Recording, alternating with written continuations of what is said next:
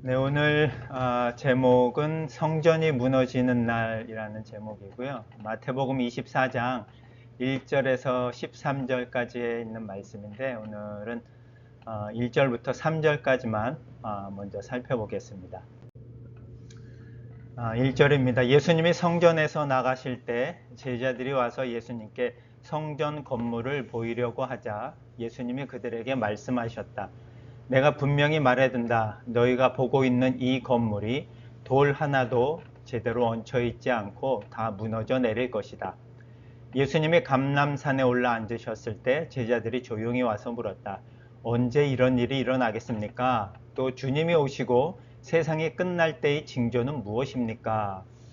아멘. 오늘 본문이 마태복음 24장인데 세상의 마지막 종말에 대한 그런 부분들을 예수님이 24장 전체에서 말씀하고 있거든요. 근데 오늘 본문의 이제 1절부터 3절까지의 말씀을 보면 성전에 대한 내용입니다. 성전이 무너져 내릴 것이고 언제 이 성전이 무너지겠습니까? 라고 묻는 제자들의 질문을 통해서 오늘 주님께서 우리에게 어떠한 말씀으로 또 은혜를 주시고 나눌 수 있는 시간들을 허락해 주신 것 감사하고요. 먼저 우리 한 절 한 절씩 한번 살펴보겠습니다. 1절에 이렇게 본문이 시작합니다. 예수님이 성전에서 나가실 때 제자들이 와서 예수님께 성전 건물을 보이려고 하자라고 합니다. 제자들은 왜 성전 건물을 예수님에게 보이려고 했을까라는 질문을 우리가 한번 자연스럽게 해봤으면 좋겠습니다. 성전에서 바리새인들과 율법학자들의 공격을 다 물리치시고 가르치시고 이제 저녁이 되어서 성전을 나가고 있는 상황에 제자들이 뒤를 돌아보면서 이 성전 건물을 가리키고 예수님에게 성전 건물을 보이려고 하는 그런 모습을 1절에서 나타내고 있는데 왜 제자들은 이 성전 건물을 보이려고 했을까라는 질문을 한번 생각해 보면서 오늘 말씀을 한번 풀어갔으면 좋겠습니다. 왜 제자들이 성전 건물을 보이려고 했을까에 대한 대답을 2절 말씀을 통해서 우리가 좀 유추해 볼 수 있을 것 같아요. 제자들이 그렇게 보이려고 하자 예수님이 이렇게 말씀하셨거든요. 내가 분명히 말해둔다. 너희가 보고 있는 이 건물이 돌 하나도 제대로 얹혀 있지 않고 다 무너져 내릴 것이다. 성전 건물을 보이려고 하는 제자들에게 예수님은 오히려 이 성전이 다 무너질 것이다 라고 하는 말씀을 제자들에게 전합니다. 이 예수님의 말씀 속에서 우리는 제자들이 성전 건물에 대한 나름대로 어떤 자부심이나 기대감이나 뭔가 화려하고 웅장한 이 성전 건물에 대한 모습에 기대고 있고 그것을 의지하고 있는 그런 모습을 우리가 엿볼 수 있고 그러한 제자들의 마음에 예수님께서는 이 성전 건물이 다 무너져 내릴 것이다 라고 말씀하십니다.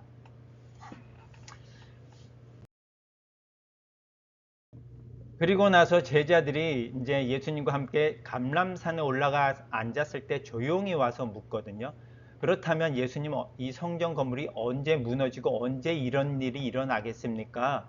그리고 언제 주님이 오시고 세상 끝날 때 징조는 무엇입니까? 라고 물어봅니다. 이 말인즉슨 성전이 망하고 성전의 종말이 온다라는 의미는 세상의 종말이 온다라는 의미를 담고 있다라는 얘기고 제자들이나 유대 이스라엘 사람들이 다 그런 생각을 갖고 있다라는 뜻입니다. 왜냐하면 솔로몬의 성전이 화려하게 지어졌고 그 솔로몬의 성전이 무너지고 없어지는 날 유대라고 하는 이스라엘이라고 하는 나라가 다 망해서 없어졌거든요. 그래서 이 성전이 없어진다라는 말은 세상에 종말이 온다라는 그런 의미를 담고 있기 때문에 이 제자들이 예수님에게 그러한 질문을 했던 것입니다. 그렇다면 이 성전이 어떤 의미를 담고 있었길래 이 제자들과 이스라엘 사람들은 이 성전에 대한 종말이 마치 세상의 종말처럼 느껴졌을까라는 그런 부분들을 한번 살펴봤으면 좋겠습니다. 신명기 12장에 보면 이런 말씀이 기록되어 있습니다. 여호와께서는 여러분의 모든 지파 땅 중에서 여러분이 그분을 섬길 수 있는 한 곳을 택하실 것입니다. 라고 해서 중앙성소라는 그런 개념이 나옵니다. 이 말은 이스라엘의 여러 곳에서 예배하고 하나님 앞에 섬길 수 있는 그런 자유가 있지만 이제 하나님께서는 한 지역을 택해서 그곳에서 모든 이스라엘 사람들이 모여 하나님을 예배할 것이다 라고 하는 그런 중앙으로 집중되어진 모습의 개념을 이스라엘에게 던져주셔서 성전이라고 하는 것을 지으려고 하는 그런 마음들을 심어주십니다. 그 전에는 여기저기서 산당들이 있어서 그 산당에서 예배를 드렸는데 드디어 솔로몬을 통해서 예루살렘에 하나님의 성전이 지어지게 되고 그 성전을 중심으로 이스라엘의 모든 사람들은 하나님을 예배하는 그런 일을 드리게 된다는 것입니다.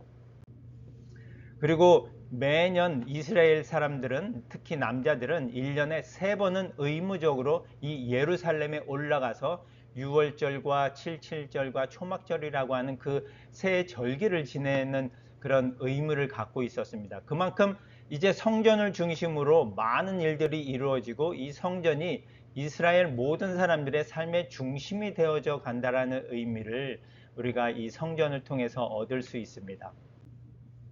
그리고 이 성전에서는 어떤 일을 하냐면 솔로몬이 성전을 다 짓고 나서 하나님 앞에 기도하면서 그 성전에서 기도를 들어달라고 했고 우리의 죄를 용서해 달라고 하는 그런 기도를 합니다.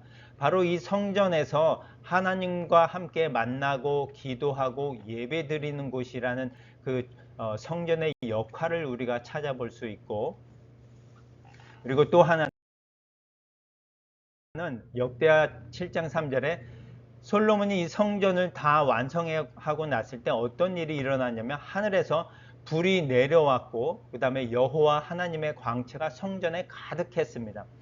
그 성전을 이제 처음 낙성하는 그 날에 많은 사람들이 성전에 예루살렘에 모였고 하나님께서 이 성전에 거하시는 모습을 봤을 때 그 사람들은 이 성전이 단순한 건물이 아니라 하나님께서 이 성전에 임하고 계시는구나.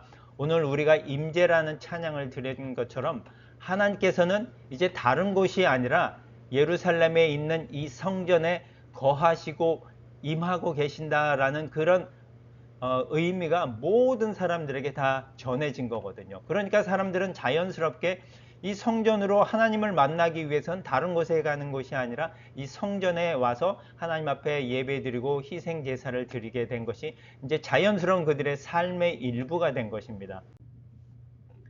그런데 이렇게 모든 삶의 중심이 되고 모든 예배의 중심이 되고 종교의 중심이 된 이 성전에 대해서 예수님께서는 이 성전이 이제 무너질 것이다 라는 그런 말씀을 던집니다. 이것은 사실 엄청난 도전이고 어떻게 보면은 그 종교 지도자들이나 일반 모든 사람들에게 하나님을 모욕할 수 있는 그런 말씀도 될 수 있는 거거든요. 그런데 감히 이런 어려운 말씀을 예수님께서 던지십니다.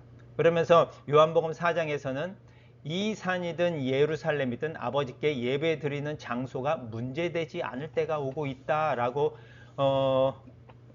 엄청나게 문제가 될 수 있는 이런 말씀을 또 던집니다. 사실 우리는 코로나라고 하는 이런 시간을 겪으면서 이 말씀이 어떤 의미가 있는지를 많이 겪었습니다. 예배를 드리고 싶어도 모일 수 없어서 교회 가지 못한 그런 환경을 많이 우리가 코로나 시기에 겪었고, 그래서 이 교회라고 하는 의미가 우리에게 또 많이 변한 것은 또 사실입니다. 예배를 드리기 위해서 교회에 모여서 예배 드리는 모습이 아니라 각자 흩어진 자리에서 하나님을 예배하고 섬기는 그런 새로운 문화를 또 새로운 시간을 우리가 접하는 시간도 있었습니다. 그런데 히브리서 8장 5절에 보니까 이들이 섬기는 성전은 하늘에 있는 성전의 모형과 그림자입니다 라고 말하고 있습니다.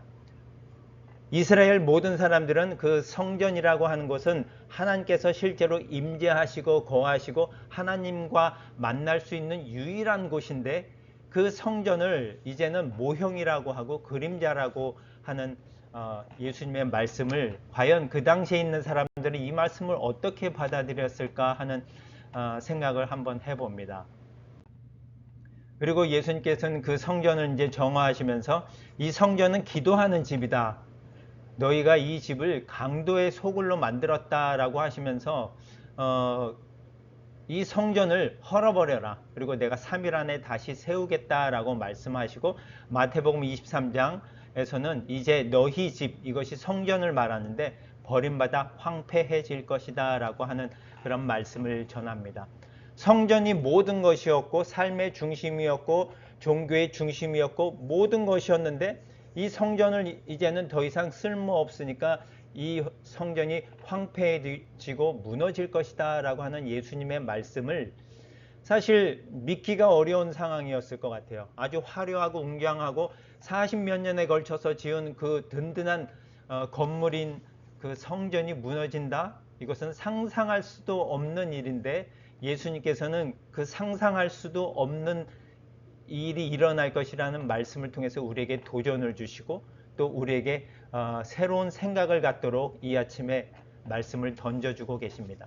제자들조차도 그 성전이라고 하는 건물이 엄청난 의미와 중요성을 담고 있는데 그 제자들에게 이제 이 성전을 무너버리고 내가 3일 만에 세우겠고 이 성전이 완전히 무너질 것이다 라고 하는 그런 말씀을 던지고 계십니다. 바로 이 성전이 하나님의 임재가 떠났고 바로 형식주의만 머문 빈 껍데기 건물이 되었기 때문에 예수님께서는 그러한 심판의 말씀을 전하고 계십니다. 그 성전이 더 이상 기도하는 집이 아니라 강도의 소굴이 되어버렸거든요. 그리고 나서 예수님께서는 새로운 시작을 알리는 말씀을 전해 주십니다. 이 성전이 무너질 것이지만 사실 이 성전은 예수님이 말씀하신 이 성전은 자신의 몸을 가리킨 것이라고 했습니다. 예수님께서 바로 그 진정한 하나님의 임재요 하나님을 만날 수 있는 그 의미를 담고 있는 건물인 성전에서 진정한 의미를 담고 있는 예수님 자신이 바로 성전이라고 하는 모습을 말씀을 통해서 우리에게 가르쳐 주고 계십니다. 그리고 나서 고린도전서 3장에서는 여러분은 하나님의 성전인 것과 라고 하면서 우리가 하나님의 성전으로서의 지어져 가고 완성되어져 가는 모습을 우리에게 또한 말씀해 주고 계십니다. 이렇게 성전이라고 하는 것 우리에게 있어서 어떤 중요성을 담고 있고 우리가 의지하며 살아온 그 어떤 것인 그 성전이 이제는 실제가 아니고 다 그림자이고 모형일 뿐이고 실제는 바로 누구냐면 예수님께서 우리의 진정한 성전이 되시고 예수님을 통해서 그 중요성을 우리가 찾고 본질을 찾을 수 있다는 것을 우리에게 말씀해 주고 계십니다.